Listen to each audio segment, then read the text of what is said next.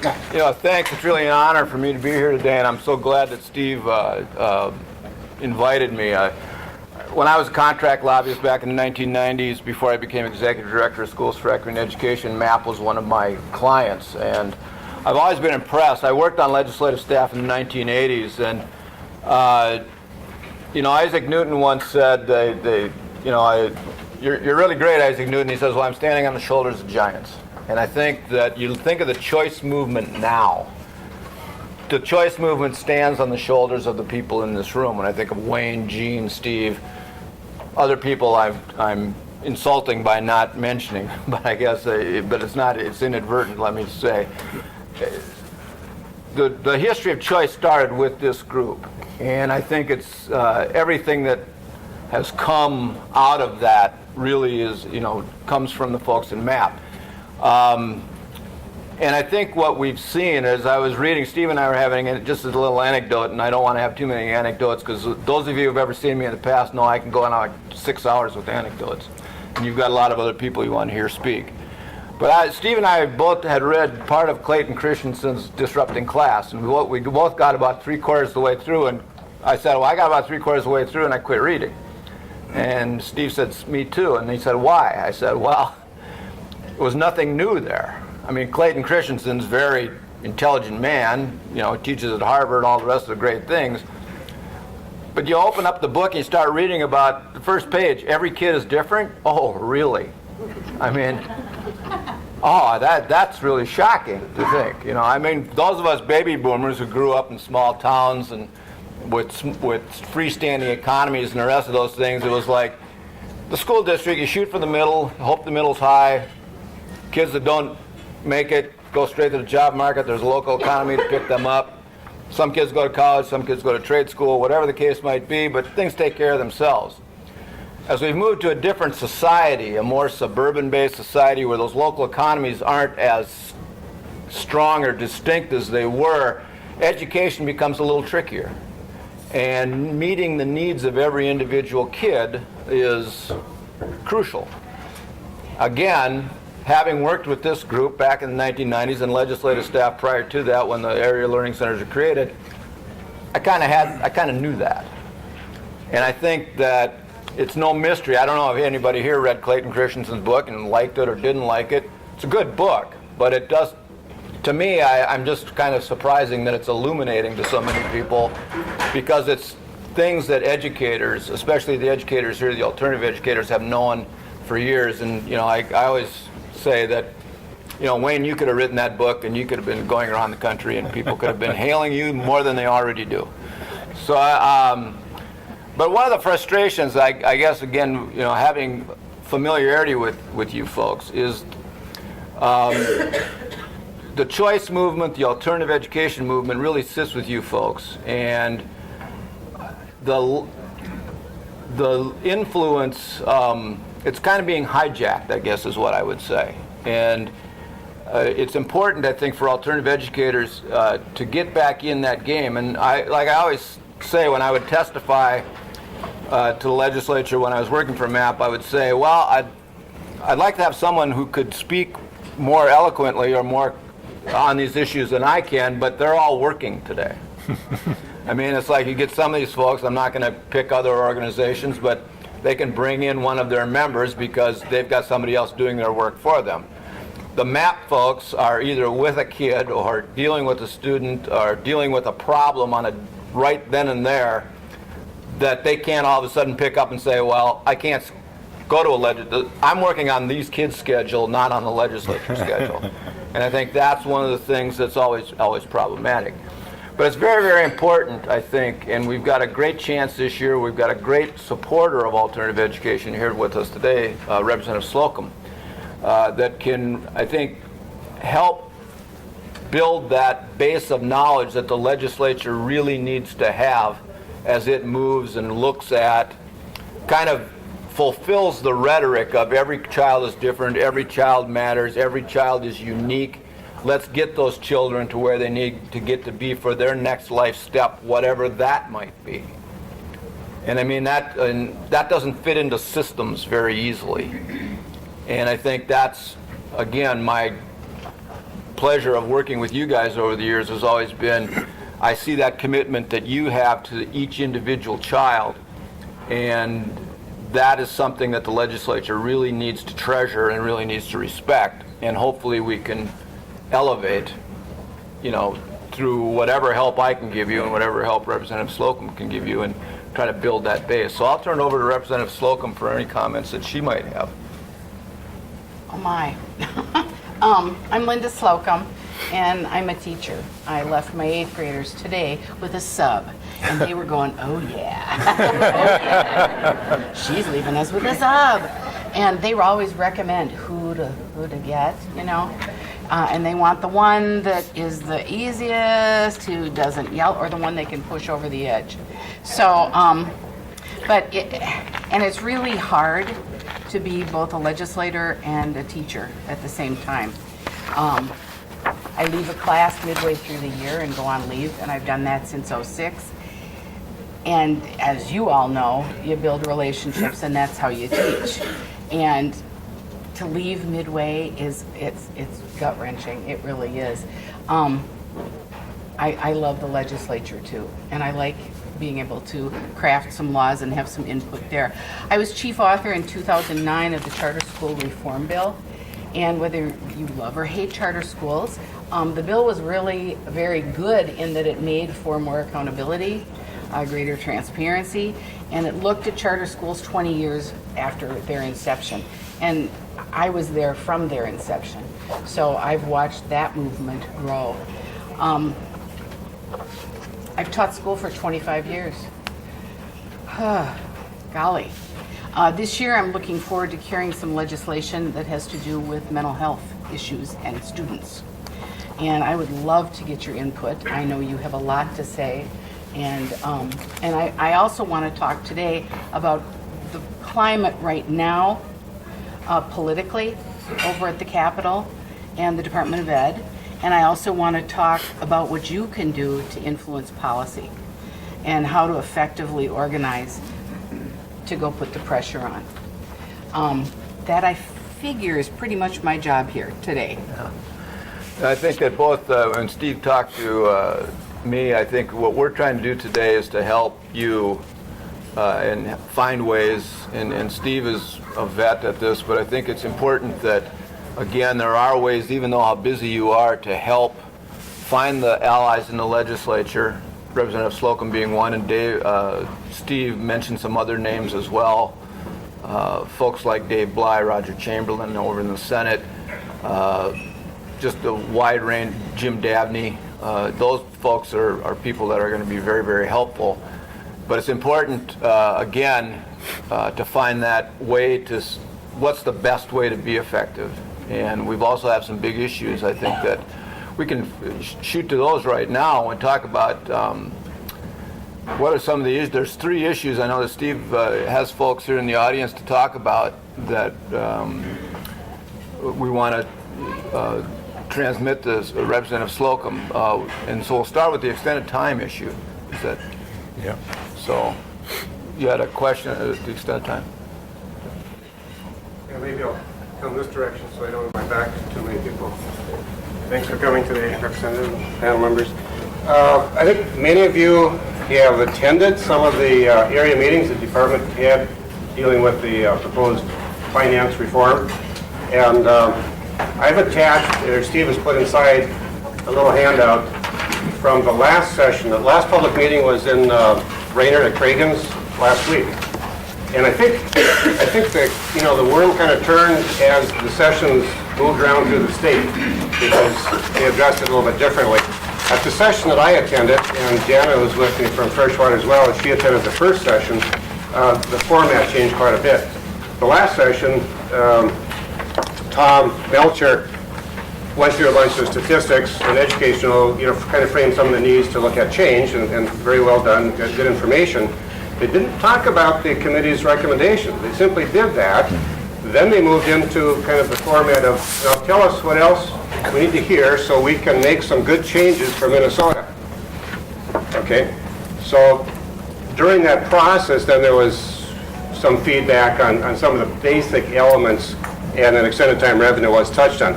There were only 3 folks that talk towards that.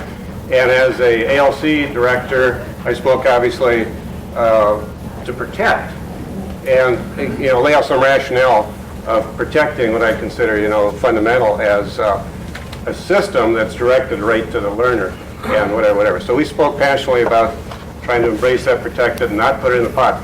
Then we had two other people from MRA school districts who spoke against it. Well, let's throw more money in the pot and have a bigger pot, and we can do what we want, and things will be fine. So I'm thinking, oh my gosh. Because I don't really think people understand that if we take some of these students who are typically among the least likable, we need to help these children. And who's going to be their advocate if everybody has to reach in the big pot? So I think there was kind of like a thrown under the bus kind of a feeling there. Now, it's critical. I come from a consortium of schools. We have 13 member schools, and we run ALC, and we can track, the hours and the revenue, and it works fine. And there are some school districts, particularly MREA, they're small, they don't really relate to ALCs. They're remote, they're out, they don't kind of know what's going on, and they see, well, they're getting some money and whatever, we're not. Now, the department understands that, the current mechanism. I know Detroit Lakes has been very active. We're helping schools that currently don't have target services. We're partnering, sponsoring, we're trying to work with folks. So I think we need to spend some energy to help all children, have access to extended time revenue. So, and there are ways to do that. But anyway, this is kind of a review of what happened there, and in the back, we have some talking points to help try and protect it. Of my 13 schools, I looked at the legislators, and there was a significant turnover and whatever. We're central Minnesota, Staples area, Wadena, New York Mills, Perm, in there, Long Prairie, and whatever. We have 10 folks, and I can say that this Senate district hits that school district's office. Of the 10, 9 are Republican, and one is Senator Scoy from Clearbrook, which I know well. And Senator Scoy, he goes from Panassi, if you know where that is, Northwest Angle, down to Monaga. We're losing population outstate, so our areas are getting larger. So anyway, I'll be working with Senator Scoy, and I know him well, and communicating with him. And then we have, of these other 9 folks, in the minority party, several of them are new, but we're going to have to do some educating. Because again, we need to frame that we have a system that works, we have kids with needs, and the big pot's not going to be, we feel, the answer. Yeah, I've worked on a lot of education formulas over the years, and this one has always puzzled me with the department trying to throw it into the compensatory. I understand, as he has said, that there's issues with school districts, but this is the most transparent formula there is, and they're talking about greater transparency. In this case, the student generates the aid, and the student delivers services with the money generated by the aid. It doesn't get any more transparent than that. And this is one of the problems I've seen, and this is not just in education funding. I think we see it in, as a lobbyist, all the paperwork I have to fill out to say that I'm not breaking the law, as if I ever would think of breaking the law. We suspect the innocent as opposed to punishing the guilty. And so if there's people cheating on extended time revenue, punish them. But don't suspect the people that are doing what they're supposed to be doing and are doing everything within the guidelines set out and the spirit, both the spirit and letter of the law. In fact, what we've got is, there's concerns like, well, these schools are just going to all of a sudden do it in a day. They're going to go to a 6-period day, and they're going to claim an extra period, like there's 6 periods for these kids. And so we're going to get an extra 16% or whatever the case might be. Well, crack down on that. Go in, tell them you can't do that unless you're actually working with the kids that are not making standards and or need to make up, credit recovery, things like that. It's just very, very frustrating for me that this is even being discussed. It's a really, it's a punch to the solar plexus for you guys, and I just don't think it's. I hope that this is something that can change as the governor's task force moves forward.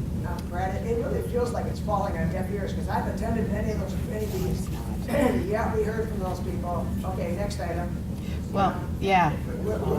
This thing is being really driven, and they said, don't tinker with it, we're not making minor changes, it's all or nothing. I mean, it's really, and so if you haven't written a letter, I would say you better write one. Extended time revenue is being railroaded, as far as I'm concerned. I mean, we're gonna lose it. So, knowing I was coming here, I did some snooping with some of my contacts at the Department of Ed. And indeed, it's a train moving forward. If I were in your shoes, and their motivation is streamline revenue sources. I mean, it sounds tremendous, you know. And the reality is there was not much in the way of oversight for the past decade, and that has caused the concern over the funds, and they might be inappropriately used, la la la. Anyway, if I were in your shoes, I would go to the Department of Ed website. I would find out who is on the task force for extended, and I would form groups and go see the people, go see your supporters, voice your concerns succinctly, to the point, give them something in writing saying this is what we fear and this is what we would like to see instead. And the other person I would make a very a quick appointment with, because this is all going to be done by the time session starts. So you're going to need to move like lightning. I would make an appointment with the governor in the governor's office, go over, make sure that your coalition is, I would say, like 4 or 5 people, include a significant number of women, because he hears women's voices quite well, I'm happy to say, and state your concerns succinctly, exactly what they are, and then what do you want to, what do you see it as being extended time revenue? How do you see it as making your program successful? But I would not waste time. I would go see the people that support you on the committee, the task force, whether they're legislators or academics or whoever from the community. Go see them. Do not be afraid of going into enemy territory. Go right on in and say, this is what concerns me about this. And this is what we would like to see with extended time revenue. But the motivation, realize, is, you know, streamlining revenue sources. What this does is it puts it in the hands of the school district superintendents and school boards. And do I have to say more about that? Anyway, you know, they are the elected body, which also kind of means that they go with flavor of the month. And I would hate to see extended time revenue go, gee, a district decides, well, we get the most bang for our buck with early childhood in closing the achievement. Let's put our money there. And then the kids that are in the extended programs are left hanging out there to dry. It could happen, given the scenario as it lays right now. But I think you need to move very quickly. I think you need to go in organized and say, this is what we see. We're worried about these things. This is how we would like to see it done. And you better go see Dayton, because he has to approve all these task force recommendations ultimately. So that's what I would do. Yeah, the other thing is now the House doesn't have its chairs named yet? Not yet. Okay, the Senate did name its chairs this week, and Chuck Uyghur from the North St. Paul area, North St. Paul and White Bear, is the Senate Education Funding Chair. And Patricia Torres-Ray from Minneapolis is the Policy Chair. I think that those folks, I mean, it'd be great to do, as Representative Slocum said, if it's all, nothing's really ever dead at the legislature, but if you can keep it out of the governor's proposal, chances of being resurrected become much slimmer. But I think it's also the legislature, there's just not a body of knowledge, because extended time has kind of been there for such a long time, and as Representative Slocum said, there's concern, well, it's there, and what's happening with it? Well, people are sending in their report, and they're getting the money, and it was 1.5, now it's 1.25 or 1.20, and it's still, there's that concern, well, what is it, what's it mean, and if there needs to be more oversight, that's one thing. I don't think that everybody here wants to do more paperwork, but you do want to meet the needs of kids, and if this is the revenue stream that helps these kids, you certainly want to preserve it. I agree with Representative Slocum that if this gets to become general fund money for school districts, it starts to move around. And you go back to the legislative auditor's report of a few years ago that showed that extended time was the most effective way to deal with kids that were not meeting standards. And so why we would want to dismantle extended time, why the state would want to dismantle extended time to just roll it into the basic compensatory formula, which still would have to be used for some kind of targeted services. You're still not getting to the individual students that everybody here is concerned about, the hybriding of the programs to deal with individual student needs. So you've got plenty of ammunition. It's just now that you need to instead of using a shotgun, start using a rifle and kind of narrow your targets, because the buckshot's not going to work here. It's going to need to be, you need to find the 5 or 6 people that are going to really champion your cause, build out a coalition from that 5 or 6. And I mean, you start with your local legislators, and you start then with the chairs of the committees, and kind of work from there. And I'll certainly help guide whatever I can guide from there, even though I'm not on the payroll. My respect for you guys is that I really want to help, preserve this program. But with the train going down the track, the way my sense is it's going, I would say get to the working groups first. Mm-hmm. The legislators, oh my gosh, my ego is hurt to say this, are secondary. But seriously, get to the working groups, explain to them exactly what your concerns are, and you got to go as a united front. You can't have umpteen bazillion concerns. You got to go, this is what we're worried about. We need control and the inflation of money, and our kids are hurt. The extended time has been a proven factor in closing the achievement gap. You got to give them some data. And then meet with the governor before the task forces get to him. And I'm just talking, kind of political organizing 101 here, guys. But you got to get there and talk to them and be real clear about what is hurtful about the possible recommendations and how you would like to see it and what your programs have done for kids. So there's no question. And if you bring a huge old group, a lot of times people think, bring a big group of people. No. The other thing you should do, and before talked about his district and how it's represented by Republicans. And you know what? I am a Democrat, but I work with the Republicans too. And if we don't work together, as you well know, not much happens. I would suggest you come from all different places. Call your legislators, call your newly elected ones in particular. I think I'm perhaps in the House, might be the only actual in-classroom teacher. A couple are retired, but I'm the only one actually fighting the war. And so they don't get it. Many of them come from school. You know how that goes. So their actual experience is considerably different. Invite your legislator to your legislators, your House people, to your program. Have them sit with the kids for lunch. Have them converse with your students.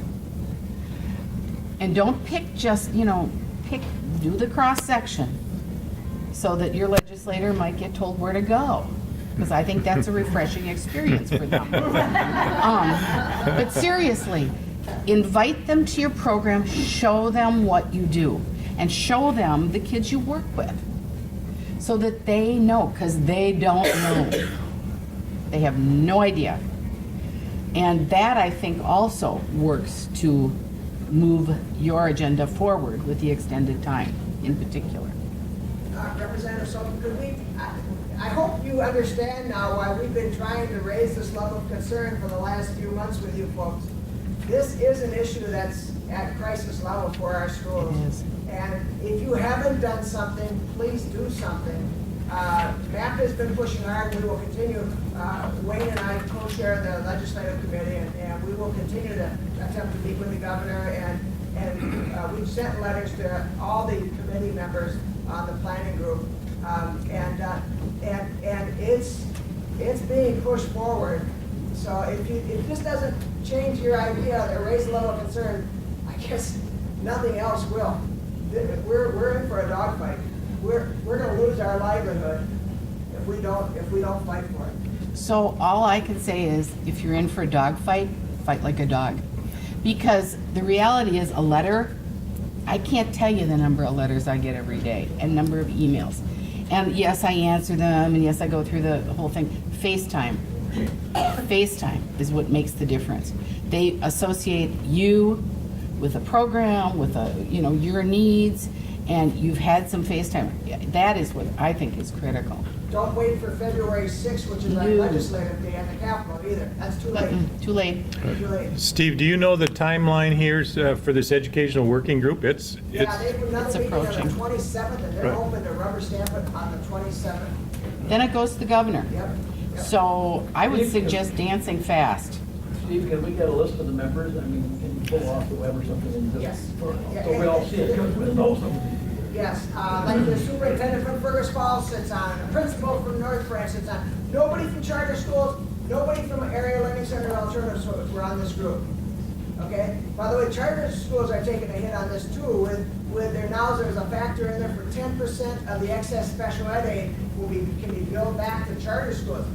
This year 10%, next year 15%, yada yada. Here we go. So yes, Wayne, I can. They have their own website where their members live. If you go to the department website, but I can also send it out again, and we'll do that. I don't want to lose track of a couple other issues. Right. So could I have Lee Dahl stand up and talk a little bit about the issue with recovery schools? Actually, Tracy and I Tracy, are okay. Tracy, we're just discussing, sure, who's gonna talk? Oh, okay. No, don't laugh, please. Yeah, wait and see. Yeah, let's do it. Well, thank you for giving us a few minutes here to talk to you about the recovery schools. We're really, really concerned. I work for Intermediate 287, and we have a recovery school, and Tracy's from White Bear Lake. We have 7 current recovery schools that are active in the state right now. There were 17, I think it was 8 years ago. We've had as many, Minnesota at any given, or in its history has had 20 recovery schools total. 17 was the most that was ever running at one time. And so a few years ago, a task force of us got together and started looking at why are recovery schools dwindling in numbers and what's going on. And we're going to talk more about that in our session in a bit.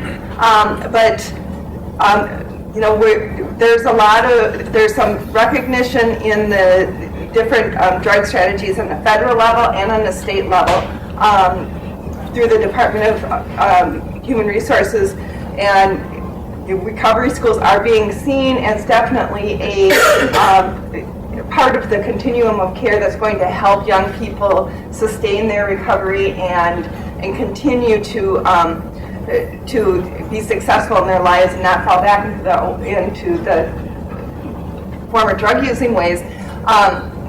And so we've got at least some mention at the state level and at the federal level. So we are needing to join our forces together to figure out how we can do a lot of the things that you're saying, make sure that we're getting our voice heard at the legislative level and see what kind of legislation can be passed perhaps to help our recovery schools stop closing. And what 3 of the big factors were that we saw: lack of, there's still a lot of lack of awareness Even in the treatment centers, even though we try to get out there and talk all the time about recovery schools being a great model for them.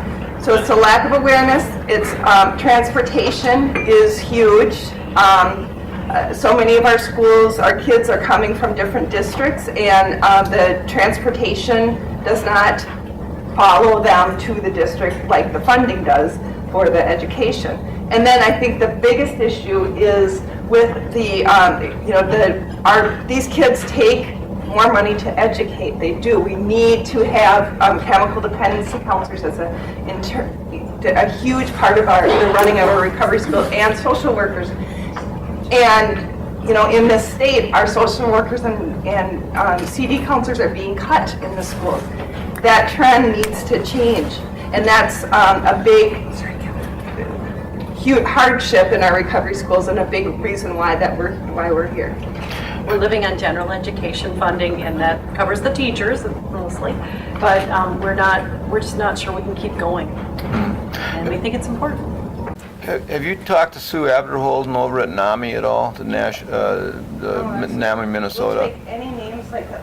Yeah, Sue, they're working on some care and treatment language, but I think you'd probably fall through the cracks on that. But you might want to talk. I know I've been sitting on a task force that deals with that, but you might want to talk to the folks over at NAMI, and if you give me your cards, I'll email Sue's information on how to get a hold of Sue, because that's the whole care and treatment piece. A lot of that gets kind of bound up. People think all the kids in care and treatment are special ed kids, and they're not. And the ALC, and I think some of the charter recovery schools are not care and treatments either. Right. Yeah, so the Right. funding, yeah. Right. And so you're in this kind of No man's land. narrow no man's land, as you'd say, and I think that's you may be able to get some help there. But let me. Thank you. Yeah. We'll give you a card.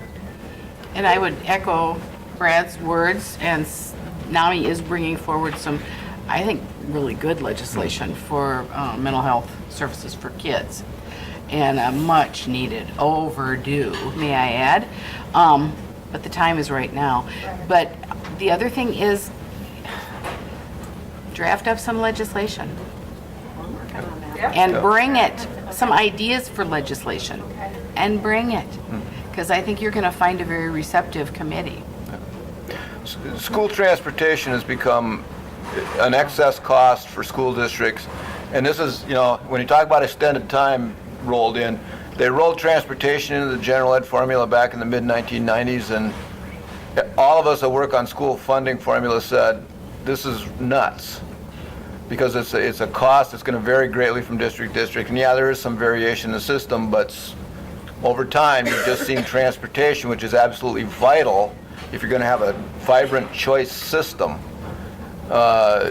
is just being yanked out. And you take it out of the general ed, well, if the general ed doesn't keep up, you still have to get kids there to educate them. And it's another thing where you might want to talk. I work with the Minnesota Association for Pupil Transportation, and you might want to, we can probably work through something like that as well. Excellent. Thank you. Yeah. As the alcohol and drug counselor, I work in Mankato with one of the recovery programs down there. Also do treatment services, and we had a meeting in Rochester over the strategic plan just the other day that the state's putting forward. And one of the things I think we have to contend with is the right hand often doesn't know what the left hand is doing. The Department of Education doesn't always know what the Department of Public Health is doing, because the benefit of recovery schools is unassailable. Our program's been open for 7 years. We've been able to graduate kids that never would have graduated otherwise.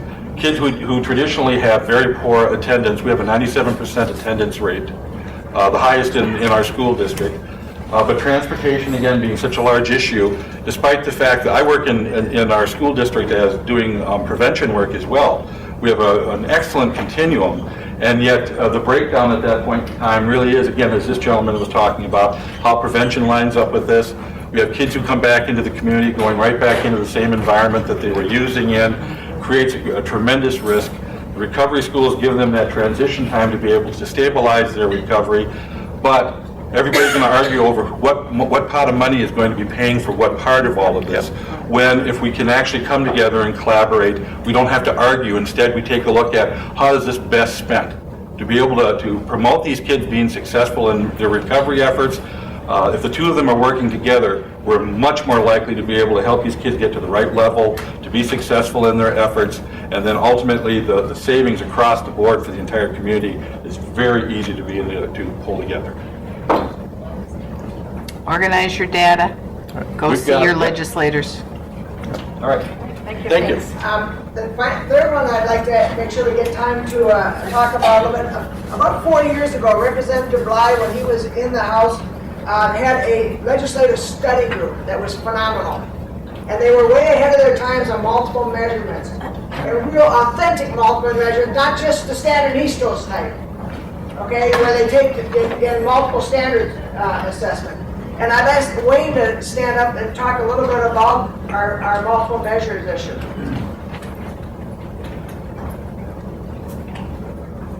As you know, obviously, when we measure the progress or make a judgment about our programs, if we're dealing with mostly kids who have failed in school, then, and it's all based on test scores, then obviously we don't look at it. And so over and over, the Area Learning Center, the alternative programs, and charter schools who cater to a high-risk population just don't look very good.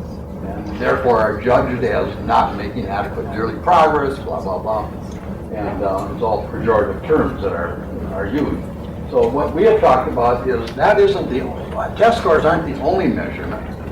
And besides that, a lot of our kids, take the test sheet and write FU on it or something. On testing, even more so at the elementary schools, like, we're going to yank the plant out of the ground and check the roots every week, and just gets ridiculous. So what we've talked about and what that committee worked on was something called multiple measures. Can we use, okay, go ahead and use those scores, because they're going to be required anyway. But can we look at some other things too? Can we look at graduation rate? Can we look at attendance? Can we look at something called the HOPE survey, which measures a whole host of measures that we want to see as decent qualities of human beings? And so that's what we've been talking about, getting multiple measures in there so that we don't just rely only on test scores. So that's what the issue was. How are we doing on time? I think we got a few more minutes. Can we open it up to some general questions from the audience? Just to react to Wayne, because I've my whole career, I'm not an educator by trade. What I've learned is by osmosis. I hope I've soaked in some good things, but the whole standards movement has been just a pretty windy river, and I grew up in a small town, and I don't want to make like my experience should be the experience, because it's not all that great. But the thing is that you had, in a small town, you have a lot of chances for different educational experiences, not only in school but in the community. And what we, again, as we've kind of gotten is, as communities have changed in a more suburban culture, kids don't walk down Main Street and see a doctor, a lawyer, a grocery store owner, the people that buy there. They just don't get those connections that that you folks help create for them. And I think that the multiple measure piece is, again, it's unlocking the potential of each child. And you folks do that, whereas in these bigger schools, that's not what they do in some sense. They try to do it, but because you're dealing with standardized tests and standardized measures, the kids that don't fit in that system really don't get educated. And I think we've just got to look at ways to, I'm sounding like a communist here, I suppose, but think like the whole child initiative. Remember, Nan Skelton was a department during the Purpich years, the whole child initiative. You think of stuff like that, and of course that's been dismissed as, that's not hard data or hard knowledge, and I think that it's too soft. It doesn't, it's all kids have to be measured, and if they can't go over the hurdle, they've failed. And we need to talk more about, and I think that's what MAAP has done better, I think, than any other organization. The folks here are serving each child. So. Here's a question. Also that, the whole be-all of education today seems to be academic. If you're good at academics, you'll be all right in school. If you're not so good at academics, tough bounce. It's going to be a hard slogging through school. But what about measuring things like artistic ability, mechanical ability, and all sorts of other qualities? Creativity. That are tremendously important to society. My first bill in 2007 as a new legislator was growth model. And I tell my students, it's unfortunate for you kids, but you were born under a bad sign. It's called testing. And we're going to test you umpteen times this year. I expect you to do your best, but I'm sorry that we are at this level. And I look forward to working with David Bly again on assessments. Question? Yeah, I just had a question. Compensatory revenue is kind of like a blind black cat on a moonless night in a dark alley. Nobody can really explain it. If they put extended time into that formula, is a percentage going to be earmarked for ALCs, ALPs, or is it at the discretion of the superintendents and school board? Discretion is my understanding. Well, as it stands right now, if the law hasn't changed, and I admit it might have changed, ALCs and alternative programs are supposed to get 90% of the general ed and 100% of the compensatory. Now, the problem with that is, still extended time is going to fall into this kind of, that's the best description of compensatory I've heard, by the way. But you'll have to write that one down for me. But I guess there's still going to be I think the temptation. It just creates a lack of transparency, and I think in a world where the folks with the green eye shades are saying we need more transparency, more transparency, more transparency. Let's create a system that has less transparency under flexibility. And I think that there are ways, we have to make sure that the people here don't lose access to very, very important revenue that is directly tied to the student that's generating the revenue. And I think that's the message that goes to everybody on that task force is why are you moving away from the most transparent formula that's out there? And if there's people that are misbehaving, punish them, but don't take money from folks that are following the rules, doing the right things. And I think it's just maddening to me that this is even being discussed. And I'm concerned about a patchwork of services that lacks any kind of uniformity. So one of the I represent Richfield and Bloomington, parts of each city. One district decides via their superintendent and school board that they're going to put this money over here, and the other district decides they're going to put this money over there. The left hand doesn't know what the right hand's doing. Or you look at what northern Minnesota's going to do, or what southern Minnesota's going to do, whatever. I'm concerned about lack of uniformity and lack of services because of that. So do I trust superintendents and school boards? Not greatly.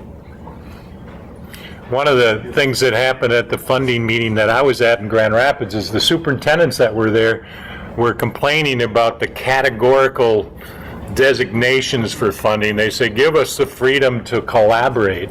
And frankly, I don't trust them to actually, there's not many parents of at-risk kids at the board meeting saying, give my kid a good ALC program. So, for me, one of my questions is there support to keep kind of designated categories for funding? I know there's technology funding, they looked at the pie that Tom Melcher presented, and they all said, hey, listen, there's too many strings attached to the money. How does the legislature see that in terms of kind of a safeguard for? Well, there's always a civil war between districts, because the thing is that, and I'm not going to pick out one district over the other, but what's happened in education funding is that with the inability of the legislature to keep the general ed formula high, what they've done is they've created coalitions to say, well, we can spend half the money and get enough votes to pass the bill by we're going to work with this set of districts this year, we'll work with this set of districts next year. It's kind of like spin the bottle every year. Well, you got it's your year to get money, and so there gets to be these categoricals get to be the kind of way that they continue to go down the road. And part of it's the society we're living in is that, there's this, can't tax people, you can't ask people to do any kind of thing with public goods, even though the polls say people will pay for education. But that means the general education for all students has to be much higher than it is right now, so that all school districts are going in and saying, make that general ed what it is, and then start looking at special needs beyond a more adequate basic formula, so we can get out of this civil war that sets one set of districts over another set of districts. Because then it just makes it very, very difficult. And then these kinds of things happen where folks say, well, I need flexibility. Well, why do you need flexibility? Well, I don't have enough money, so I got to move the money I have. Well, let's give you enough money so that you can keep the targeted money for the purposes for which the legislature has deemed it necessary or deemed it important to address. So that's why you go back to PS Minnesota, the New Minnesota Miracle, that former retiring Representative Greiling was very, very instrumental in. The basic formula needs to be about, if you go back to the 1990s, it needs to be about $2,000 higher than it is right now for inflation. And that's that causes referenda, and that causes this civil war to happen at the legislature, where whoever can get the votes just to run it through, that's what's going to happen. And I mean, that's really become the unfortunate thing, and because of you guys get caught in the crossfire with that. Sure. Dave, I just had a question. I want to make sure that we say the right thing. Is compensatory based on free and reduced lunch counts? That's it? No. Well, there's two steps to it. It's your number of free and reduced price lunch, but then it's the concentration to the building. So it's not a straight 45-degree angle. It kind of goes up like that, because as you get more concentration, the formula value per child increases as along with the concentration. So if you've got 100% of your students with free and reduced price lunch, it's not going to be like the 100-100 thing. It's going to be, it'll be a straight number going, but then it's capped at a certain amount and stuff like that. But building concentrations are where that's the other thing that plays in. Because a phenomena in my ALC was to try and get parents to report. Right. And so back to, if it's strictly based on free and reduced, then that pot is already reduced because families don't report. Yeah, I've never liked the reduced price lunch marker. I know I'm pushing a rope on that one. I like the free lunch, because the thing is, and again, it's going to be rural versus urban. If you're in the urban area and you're on reduced price lunch, you're probably in much tougher straits than you are if you're in the rural area and on reduced price lunch, just because of cost difference, stuff like that. Free lunch and this kind of ongoing generational poverty, whatever, I don't want to go into sociological terms or whatever, but those are the kids that demonstrate, and I think we need to do more with ELL, and I think we need to do more with, extended time, again, things that are very transparent that show these children have they've got barriers to learning, that are identifiable and can move forward. I know the reduced price lunch has become a proxy that's being used in all 50 states. Yeah. So I know I'm pushing the rope on that one, so I'm not gonna, but and it works to some levels. Question over here. I went to the ANOCA meeting, and it was interesting because by the end of it was mostly special ed interest at that point in our meeting. So I pressed my point right away at the end, and the response to me was, oh, we've heard this throughout the state, and you guys are very well organized. So that was good news for us. I said, oh, thank you, that's because we're old. But anyway, the fact of the matter is they're ready. They heard us all over. So to put the last layer on it, really to go in person, makes the most sense. And November 27th, is that the date? Yep. Mm-hmm. So a week after Thanksgiving. Right. How easy is it to get on the governor's calendar? probably not that easy. We're more likely to get his aid. And that's Wayne and I went last year and got his aid. And we didn't get the governor. When we were lobbying last year for the at-risk charter school issue, and we were told to go to the governor's office on that one, and we didn't get the governor there either. Yeah. The commissioner answers her emails. Okay. I wouldn't say that she probably wouldn't like to get 200 emails, but I think 99 is just fine.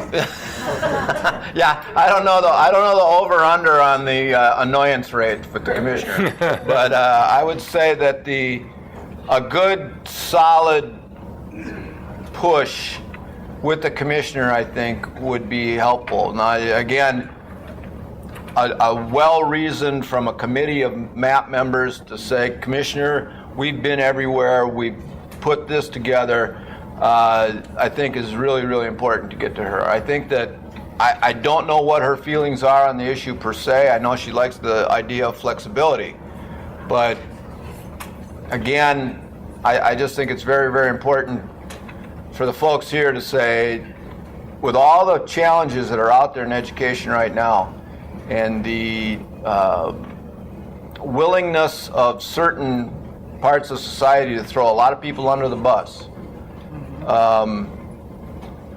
it's important that this group really assert itself, and I know it's hard for you guys because you're also darn humble, but to say, we're the people that are going under the bus and grabbing those kids, or we're the folks that see the bus coming, and this kills us. This absolutely kills us. But I also think you need to say more than this is going to kill us. I think you need to say this is what we need to succeed. Here's our data, because everything's data driven now, for good or evil. And but I think you need to very much explain what you need to succeed. Yep. The impression I get is that the committee has been holding hearings around the state, and Tom Melcher, who's the Education Department finance person, is trying to simplify things for themselves, I guess, with some good principle, presents this stuff in a PowerPoint. And people look at the PowerPoint, it looks all very reasonable, but doesn't say anything about this particular point of ours. But that's just getting sort of swept in there, and nobody even realizes it's an issue. One of the first things we should focus on, and I know him personally, is Senator Leroy Stump. Because now, with the majority moving, back to the ability, and I'll talk, I've helped him on campaigns or whatever. Great. We're just about out of time. Anybody have any? Yep, one more. Just overall, just trying to figure out where it's all coming from, and I can't believe it's not coming from the superintendents and the push that's been going on. Because when I talk to the local superintendents that I work with, their frustration is disparity. Their frustration sometimes is having to follow the regulations that are there for extended term revenue. They want to take that and just use it as is. Everybody's hurting for finances. And I'm not saying that they don't care about those kids, but they also want the freedom to move where they want to move. And I mean, I've worked in 4 districts, and it's always the same, and they're polite and they get it, but we really have to always advocate. So, I mean, I can't believe a phone call to your local superintendents and making them aware of what's going on, because they're always down there, they're always at the meetings, they're always moving throughout that area. That's what I'm gonna get on the phone to the 4 that I know. I'm like, do you know this is going on, and what have you heard, to try to get somewhere, because they know lots of people, and they are very powerful as a group. So, and maybe I'm wrong, but I just think that those superintendents are powerful in this. They can make one phone call to people they know down there just as well for us than us 5 people walking in talking to the governor too. I mean, they're also well known. Again, I think it boils down to, if the system were more adequately funded, you wouldn't have these. It's not just a civil war at the legislature; it gets to be civil wars within districts. And what's the best way? If I can mollify the vocal parents of the high flyers by moving $50,000 from here to here, or $20,000 from here to here, I'm going to do that because these are the people that are on my Vote Yes campaigns, or these are the people that are friends of people on the school board, whatever the case might be. So there's a local politics that does go into it. There's no question about that. But And it's not that it's not that it's negative, it's not No. that like, I'm gonna put those people down. Right. But they are very influential, right, you know, and so. It's all about money. yeah. I just wonder, would Senator Bach be worth spending time with, or would this be minimal on his plate? I think Time constraints. he's flying at the 30,000-foot level on a lot of these issues. I think you have to get the people that actually are turning the wrench.